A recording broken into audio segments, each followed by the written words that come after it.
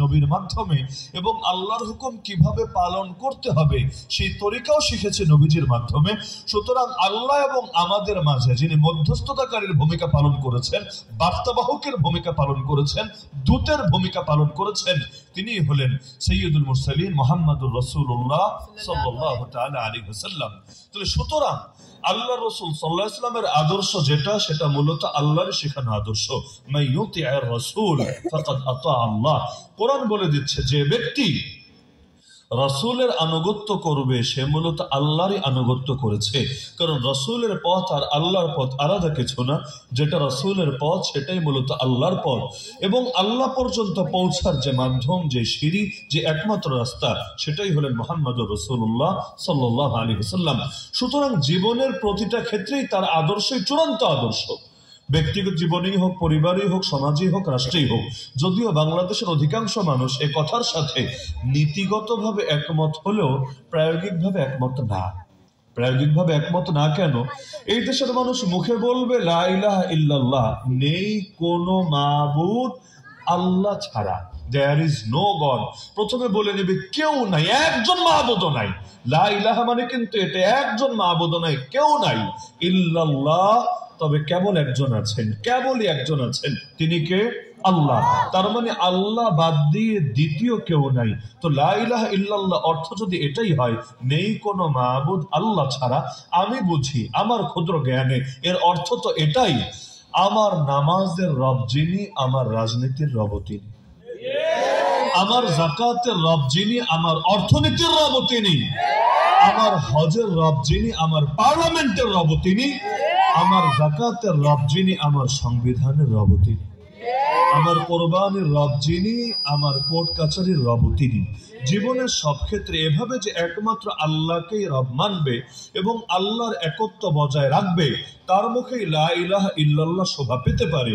আর কারো যদি হালত এমন হয়, নামাজের রব তো একজন কিন্তু রাজনীতির রব আর একজন, যাকাতের রব তো একজন কিন্তু সংবিধানের রব আর একজন, হজের রব তো একজন, মাঝখানে একটা কথা না বললেই না। আল্লাহ রাসূলের মহব্বতে মাহফিল না, এবং রাসূলের জীবন থেকে কিছু শিক্ষা করার জন্য মাহফিল না। তাহলে নবীর দুশমন কাদিয়ানির পানি এখানে দিয়ে আল্লাহ নবীর মহব্বতের কি প্রকাশটা বোঝা যাচ্ছে? আমার তো বুঝে আসছে না। কারণ আল্লাহ নবীর দুশমনরা টাকা দিয়ে যখন সাহায্য করলেন, এটা দোকানে ফিরাই দিতে হবে, ফেলে দিলে হবে না, ফিরায় টাকা আনতে হবে। কারণ টাকা তো পেয়ে গেছে নবীর দুশমনরা, নবীর দুশমনরা এই টাকা দিয়ে নবীর দুশমনের আদর্শই তো প্রচার করবে, কাদিয়ানি ধর্মমতে তো প্রচার করবে।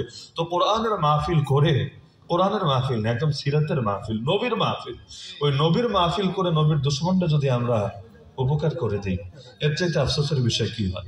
আমি তো মনে করি এটা শুধু এই মাহফিল থেকে বয়কট করার দরকার নেই। এলাকার যতগুলো দোকান আছে, আল্লাহর ওয়াস্তে আপনারা, কারণ গ্রামগুলোই প্রাণে খেয়ে ফেলেছে, গ্রামের এটাই বাস্তবতা। আমি মনে করি না তারা ইচ্ছাকৃত ভাবে, সচেতন ভাবে এনেছেন, হয়তো অন্য কোনো পানি নাই দোকানে, আমি যতটুকু জানি বা বুঝি। তাহলে এগুলো আমাদের দোকানদারদের ব্যর্থতা না? একদিকে নিজেকে নবী প্রেমিক দাবি করে আর আরেক দিকে নবীর দুশমনকে সাহায্য করে। এই যে একটু আগে যে উদাহরণ দিতে শুরু করলাম, এর বাস্তব নীতি সামনে চলে এসেছে। মুখে বলে একটা, কাজে করে উল্টাটা। মুখে বলবে ভালোবাসে রাসূলকে, কিন্তু পয়সা দিয়ে সাহায্য করবে নবীর দুশমনকে। মুখে বলবে ভালোবাসে ফিলিস্তিনের মাজলুম মুসলমানকে, কিন্তু কক্ষে স্প্রেড খেয়ে এই খেয়ে সেই খেয়ে সাহায্য করবে ইসরায়েলিদেরকে। মানে মুখে চলে একটা, কাজে চলে আরেকটা। এটারে যে কি বলে ওইটা আমি বলবো না, পরে বলবেন হুজুর আমাদেরকে ট্যাগ লাগিয়ে দিয়েছে। এটারে যে কি বলে, মানে মুখে এক কাজে আর এক, ওই জিনিসটা আমি বলবো না, নিজেরাই বুঝা নিয়ে। তাহলে লা ইলাহা ইল্লাল্লাহ মানে জীবনের সব ক্ষেত্রে কয় রব মানতে হবে? সব ক্ষেত্রে, একই ক্ষেত্রে না। না হলে আবু জাহাল, আবু লাহাব ওরাও নাস্তিক ছিল না, আল্লাহকে অস্বীকার করতো না। নাস্তিক বুঝেন? আল্লাহর অস্তিত্ব স্বীকার করেন। আবু জাহাল নাস্তিক না, আবু লাহাব নাস্তিক না। মক্কার ওদেরকে আমরা মুশরিক বলি, নাস্তিক বলি না। মুশরিক মানে কি? মুশরিক মানে আল্লাহর অস্তিত্ব স্বীকার করে, তবে এক আল্লাহ ওদের পরাণ ভরে না, সঙ্গে আরো কয়েকজন মিলে মানার চেষ্টা করে। তার মানে একদিকে আল্লাহরেও মানে, তবে এককভাবে মানে না, বরঞ্চ তার শরিকানার সাথে তাকে মানে। আল্লাহ কোরআনে বলেন, ওয়ালা ইন সাআলতাহুম মান খালাকাস সামাওয়াতি ওয়াল আরদ ওয়া সাখখারাশ শামসা ওয়াল কমার লা ইয়াকুলুন্না আল্লাহ। হে নবী, আপনি যদি এই মক্কার মুশরিকদেরকে জিজ্ঞাসা করেন আসমান সমূহ এবং জমিন কে সৃষ্টি করেছেন, চাঁদ এবং সূর্য কে পরিচালনা করেন, এই মুশরিকরাও জবাব দিবে। আল্লাহ বলে দিচ্ছেন, এই মুশরিকরাও জবাব দিবে লা ইয়াকুলুন্নাল্লাহ, এগুলো কে করেন? আল্লাহ। তাহলে মুশরিক কেন? কারণ একদিকে বলছে আল্লাহই করেন, কিন্তু আরেকদিকে ইবাদত আবার সবসময় আল্লাহর করে না, কখনো আল্লাহর তো কখনো গায়রুল্লাহর। বিধান সবসময় আল্লাহরটা মানে না, কখনো আল্লাহর কখনো আবু জাহালের, কখনো এর কখনো অর, এবং এই কারণেই এটাকে শিরিক বলে, ওদেরকে মুশরিক বলে। জীবনের সব ক্ষেত্রে রব মানতে হবে কয়জনকে? এবং আদর্শ মানতে হবে কার? আল্লাহর আদর্শ, নবীর তরিকা অনুসারে, মুহাম্মদুর রাসূলুল্লাহ সাল্লাল্লাহু আলাইহি ওয়াসাল্লামের তরিকা অনুসারে। এই দেশে যারা রাজনীতি করতে করতে বুড়া হয়ে গেছে, ওদেরকে জিজ্ঞাসা করেন রাজনীতি করা সুন্নাত কি কি বলো তো, ফরজ কি কি এটাই বলো, সুন্নাত বাদ দাও। নামাজের যেমন ফরজ আছে, ওয়াজিব আছে, সুন্নাত আছে। উযুরও যেমন ফরজ আছে, ওয়াজিব নাই, তবে সুন্নাত আছে। উযুর আবার ওয়াজিব আছে নাকি? উযুর ক্ষেত্রে ফরজ আছে, সুন্নাত আছে। এভাবে প্রতিটা বিধানের ক্ষেত্রে ফরজ, ওয়াজিব, সুন্নাত, মুস্তাহাব থাকে না? থাকে। তাহলে রাজনীতি যারা করে, ব্যবসা বাণিজ্য যারা করে, চাকরি বাকরি যারা করে, খেত খামারি যারা করে, দোকানদারি যারা করে, ড্রাইভিং যারা করে, ওদের এই শাখাগুলোতে ইসলামের শিক্ষা নাই তো, তাই না? নাই। যদি থাকে আগে তো জানতে হয়, পরে মানতে হয়। যে জানে সে মানতে পারে, যে জানে না ও মানবে কিভাবে? ওরা জিজ্ঞাসা করবেন, বেটা রাজনীতি করতে করতে যে বুড়া হয়ে গেলি, রাজনীতির ফরজ কয়টা বলতো, সুন্নাত কি কি বলতো। যদি বলতে না পারে, তাকে রাজনীতি করার অধিকার দিয়েছে আল্লাহ? তো দেয় নাই, রাসূল তো দেয় নাই। কারণ যেহেতু জানে না, না জানলে মানাও সম্ভব না। তলাবুল ইলমি ফারিদাতুন আলা কুল্লি মুসলিম, মৌলিক জ্ঞান অর্জন করা প্রতিটা মুসলমানের জন্য ফরজে আইন। তো ফরজে আইনে যদি না থাকে, সে কাজ করবে কিভাবে? কোশ্চিন কালেও তো সম্ভব না।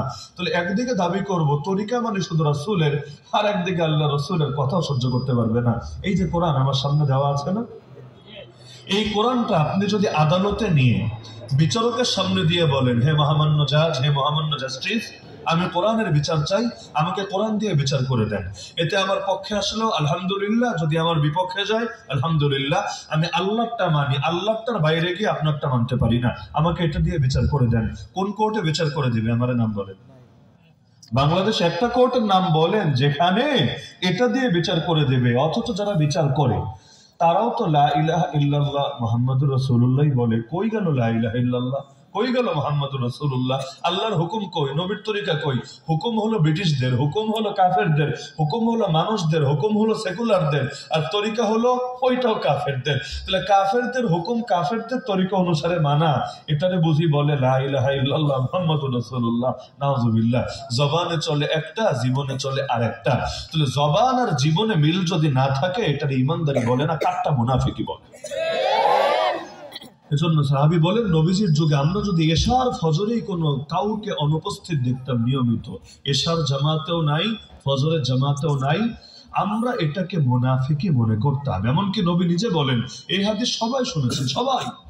আমার দিল চাই আমি বেলালকে বলি, বেলাল তুমি ইকামত দাও, এরপর মদিনার ঘরগুলোতে একটা চক্কর লাগাই, যেই যেই ঘরে এমন প্রাপ্তবয়স্ক পুরুষকে দেখবো যার উপর জামাত নামাজ ফরজ, যার উপর নামাজ ফরজ কিন্তু বিনা ওজরে মসজিদে আসে নাই, আমার দিলটা ওই ঘরগুলোকে আগুন দিয়ে জ্বালিয়ে দেই, পুড়িয়ে দেই, ছাই করে দেই। করি না কেন? শুধুমাত্র নারী আর শিশুদের কথা চিন্তা করে। কারণ ঘর যদি পড়ে, নারীরা কই যাবে, শিশুরা কই থাকবে? ওদের ভোগান্তি হবে, বিড়ম্বনা হবে, কষ্ট হবে। যদি নারী শিশু না থাকতো, এই জামাতে যারা আসে নাই ওদের জন্য ঘরে আস্ত রাখতাম না, পুড়িয়ে ছাই করে দিতাম। আপনি চিন্তা করেন, বাসায় নামাজ পড়বে কি পড়বে না এটা নিয়ে নবী কিছু বলছেন না।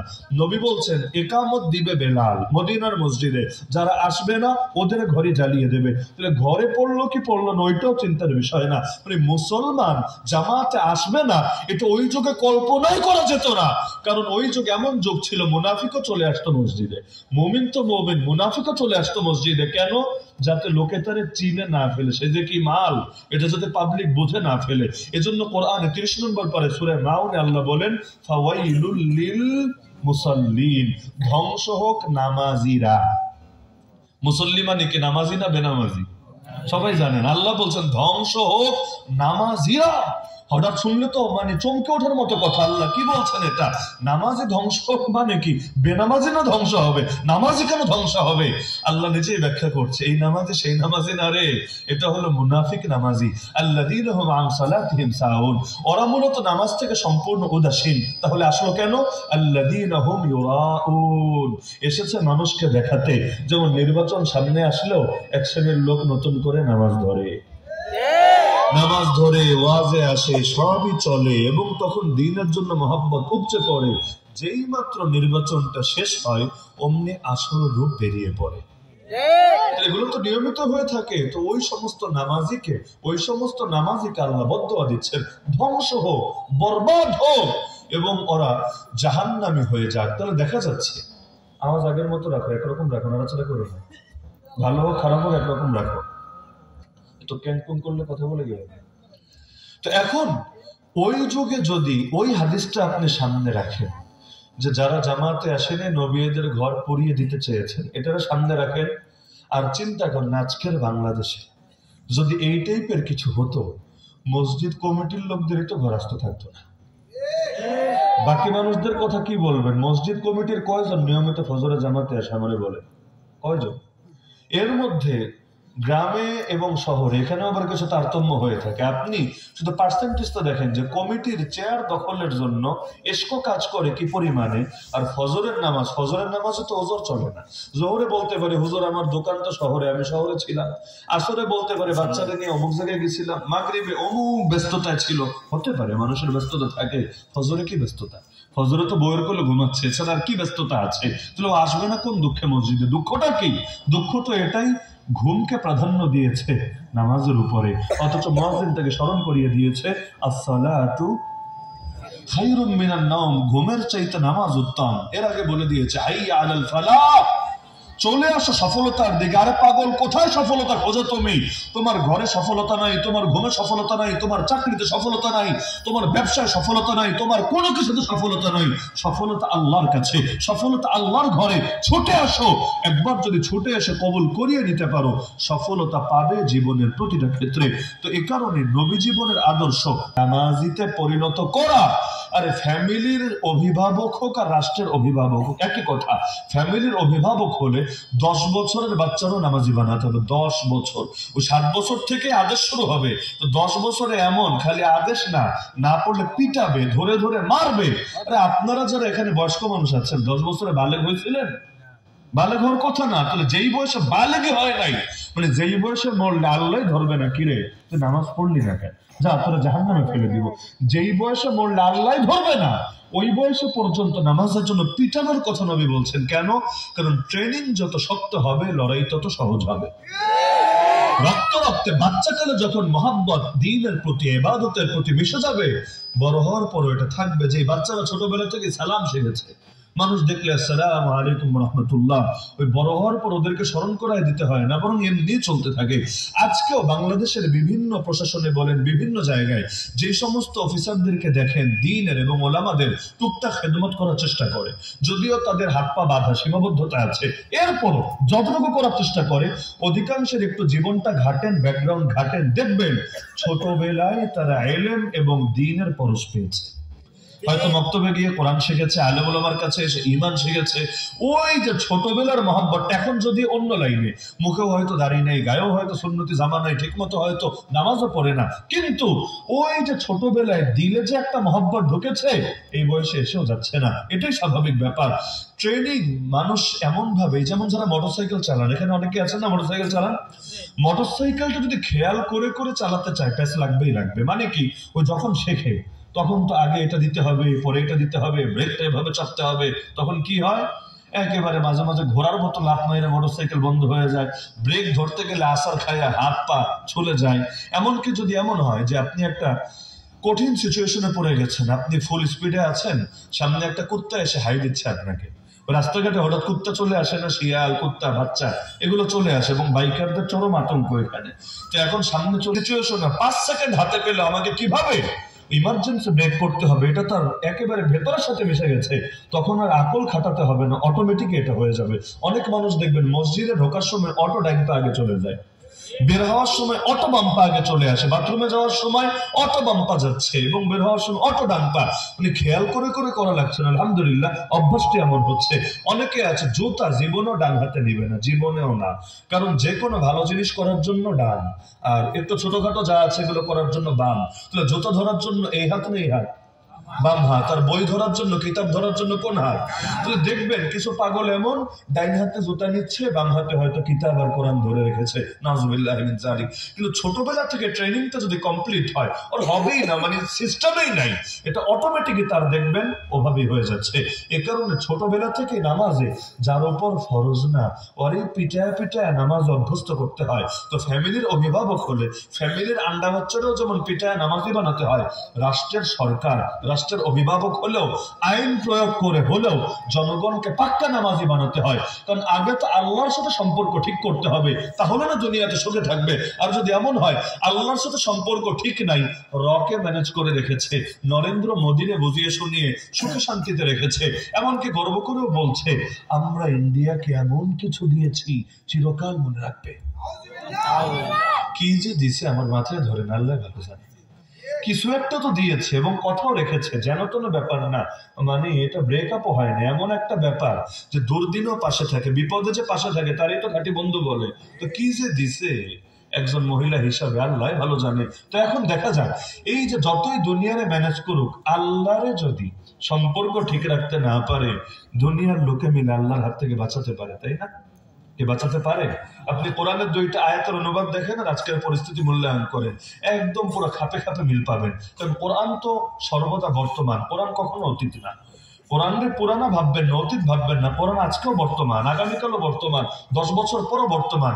এমন কোনো সমস্যা দেখানো সম্ভব না যেটার সমাধান কোরআনের আয়াতে খুঁজে পাওয়া যাবে না। আপনি জাস্ট 2টা আয়াত বা একটা আয়াতই আপনি চিন্তা করেন, ফালাম্মা নাসু মা যুকিরু বিহি। আল্লাহ বলেন বান্দা যখন আমার উপদেশগুলোকে ভুলে গেল, আমি তাদেরকে যে শিক্ষাগুলো দিয়েছি ভুলে গেল, প্রথম দিনে আমি আল্লাহ ওদেরকে ধরি নাই, ওদেরকে পাকড়াও করি নাই, বরং প্রথমে কি করেছি, ফাতাহনা আলাইহিম আবওয়াবা কুল্লি শাই, সবকিছুর দরজা ওদের জন্য খুলে দিয়েছি। টাকা পয়সার দরজা, ক্ষমতার দরজা, ইউরোপ আমেরিকার দরজা, ইন্ডিয়া চায়নার দরজা, সব দরজা খুলে দিয়েছি। হাত্তা ইদা ফারিহু বিমা উতু, তো ওদেরকে যা কিছু দেওয়া হয়েছে এগুলো পেয়ে যখন তারা মহা খুশি, মহা খুশি, খুশির কোনো শেষ নাই, অহংকারে পার মাটিতে পড়ে না, আল্লাহ বলেন তখন কি করেছে জানো, আখাযনাহুম বাগতা, হঠাৎ করে তাদেরকে ধরে ফেলেছি। দীর্ঘ ছাড় দিয়েছি, সবকিছু দরজা খুলে দিয়েছি, এরপর ধীরে ধীরে না হঠাৎ করে একদম টুপ করে ধরে ফেলেছি। এমন ভাবে ধরেছি ফাইযা হুম মুবলিসুন, তখন পুরাই নিরাশ, তখন বান্দা পুরাই নিরাশ। এখন আর এই করবে না, সেই করবে না, আর জিন্দগিতে রাজনীতিতে ফিরবে না, আর এই না সেই না। এখন আল্লাহর এই আয়াতটারে আপনি সামনে রাখেন, যখন বান্দা উল্টা পথে যায় আল্লাহ প্রথমে ঢিল দেন, ছাড় দেন, তবে ছেড়ে দেন না। প্রথমে ছাড় দেন তবে ছেড়ে দেন না। যখন ধরেন, আল্লাহ বলেন হঠাৎ করে ধরি, এমন ধরা ধরে সামনে খাবার থাকে, খাওয়ার সময় থাকে না, নিজের কাপড় চোপড় একটু গোছায় টুসায় নিবে, ওই সুযোগটাও হাতে থাকে না। ফাইদা হুম মুবলিসুন, অবশেষে এমন নিরাশ হওয়া হয়, ভাবে এই জীবন ফেরা হবে না।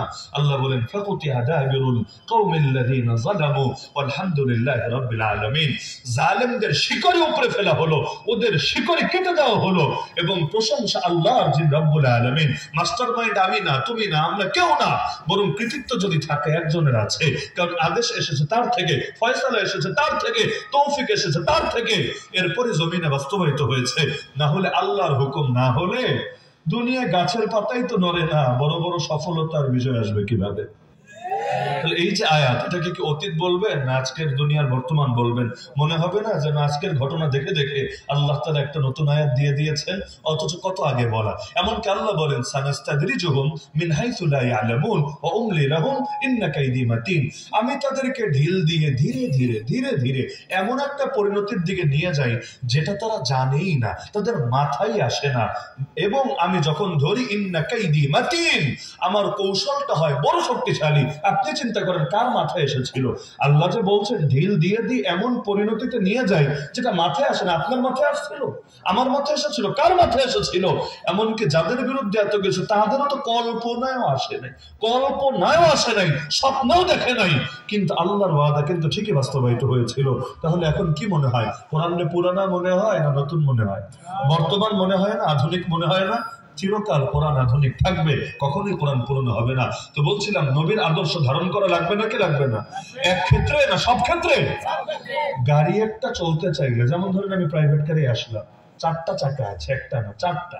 যদি এমন হয় একটা চাকা নষ্ট হয়েছে, বাকি 3টা চাকা একদম ভালো, একদম ব্র্যান্ডের চাকা, খুব দামি চাকা, কিন্তু একটা চাকা নাই, অথবা আছে কিন্তু পাংচার হয়ে গেছে, এটা চলতে পারছে না, তাহলে বাকি 3 চাকা দিয়ে গাড়ি এগিয়ে গিয়ে চলে আসবে তো, তাই না? ওই বাগজোর থেকে যেমন আসলাম, কি নাম এই জায়গার? পিঠারগঞ্জ। ওই বাগজোর থেকে পিঠারগঞ্জ ওই 3 চাকা দিয়ে আসা যাবে তো, তাই না? জিন্দেগিতে আসা যাবে না। কেন? কারণ গাড়ি ওই একদিকে ব্যালেন্স থাকবে না, এটা একদম পুরো অ্যাক্সিডেন্ট হবে এবং অবস্থা খারাপ হবে। তো দেখা যায় 4টা চাকা ঠিক লাগে, আবার অতিরিক্ত একটা জমায় রাখা লাগে, ওই স্পেয়ার চাকা একটা রেখে দেয়। কেন? কখন কোনটা ফুটা হয়, ঝামেলা হয়, বিকল্প হিসেবে যাতে চালিয়ে নিতে পারে। তো ইসলামকে চালিয়ে নিতে চাইলেও নবীজি যেই কয়টা চাকা দিয়ে গেছেন, বড় গাড়ি তো, যেই কয়টা চাকা দিয়ে গিয়েছেন সবগুলো ঠিক থাকা লাগবে। যদি এমন হয় এক চাকা খুব দামি আর এক চাকা নাই, জিন্দগিতে ইসলাম আগাবে না। যেমন এলেম একটা চাকা, দাওয়াত একটা চাকা, জিহাদ একটা চাকা, আত্মশুদ্ধি একটা চাকা, সিয়াসত রাজনীতি একটা চাকা। যদি এমন হয় এলেম আছে দাওয়াত না, ইসলাম আগাবে না, দাওয়াত আছে এলেম না, ইসলাম আগাবে না, দুইটাই আছে আত্মশুদ্ধি নাই, আত্মশুদ্ধি নাই, কোনো কিছু আগাবে না। আবার আত্মশুদ্ধি আছে কিন্তু অন্যায়ের বিরুদ্ধে অপশক্তির বিরুদ্ধে লড়াই নাই, জিহাদ নাই, সংগ্রাম নাই, হবে না, আপনি আগাতে পারবেন না, এমন অস্তিত্বই হারায় যাবে। আর সিয়াসত নাই, তাহলে কি হবে? দুষ্টরাই সব দখলে নিয়ে বাকিদের অস্তিত্বই হরণ করেছেন। সবগুলো চাকাই লাগবে নাকি লাগবে না? না হলে গাড়ির সামনে আগাবে না, গাড়ি থাকবে, গাড়ি হারায় যাবে না, কিন্তু সামনের দিকে আগাবে।